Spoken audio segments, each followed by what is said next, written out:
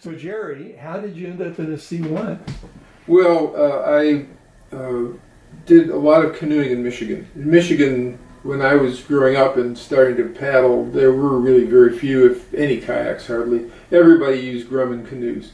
And so you'd go to a river, the Rifle River, the Osabo, whatever, you'd rent a canoe, go down the river, they'd shuttle you and so on. And that's the way it was done. It was all Grummans, pretty much. There were no fiberglass canoes. So everyone canoed.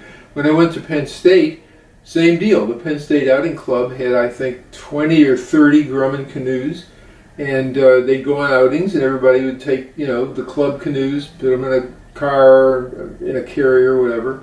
And there were a few kayakers who were viewed as strange people. I mean, like, really? You kayak? Now, one of them was Les Bechtel, who went on to be a super, kayaker, and also started a raft company up in Idaho. But he was an oddball. I mean, who would go in a kayak when you could go in a canoe? Then, of course, people at Penn State began to get into whitewater canoes before I got there.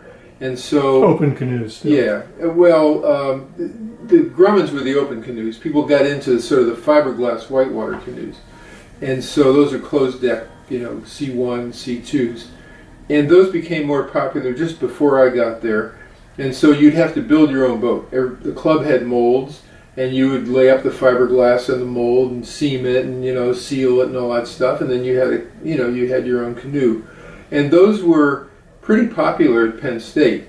When I came out to California, I had switched from my own Grumman. When did you come out to California? 67. Okay. At Penn State, I had my own Grumman initially, a C1 that had a metal deck that weighed about 100 pounds, and I could run class 4 in it. It had a little spray deck and everything. But when I came out here, I knew I had to convert over to a fiberglass boat. Nobody would know what a Grumman was out here except Trowbridge up on the Russian River. So I made a fiberglass boat. I tested it out. I ran some class 4, a little bit of 5 back east, and then came out here.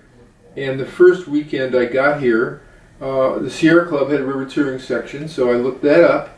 And I got here on a Thursday and made some calls, and by Saturday I was out in the Stanislaus River on a trip led by Scott Fleming, who was a famous, whitewater leader and kayaker and so on. But he kept saying, "You're going to be boating in a what?" Because nobody paddled a C1 out in California. I mean, like nobody. No, I remember that I never saw a C1 except for yours. Yeah, there were a few, and there still are a few, but very few. So anyway, that was the deal, and so I was in a C1 and paddled a C1 actually from, I started in 66 or something like that, and I eventually gave up the C1 because of leg circulation problems. C1s are pretty cramped, and so I switched over to a kayak in about 2002 or something like that.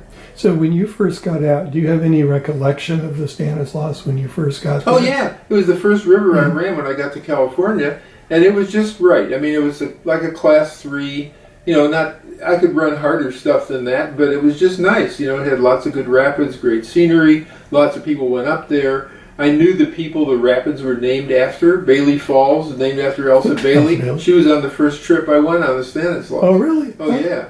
So, and I knew, a lot of the people in the river touring section, obviously, who were getting going.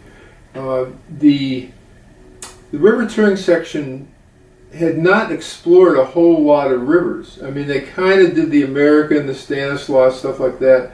When I got here, to my knowledge, the Tuolumne had never been run. The North Fork, I think, had been run the year before I got here, or something like that.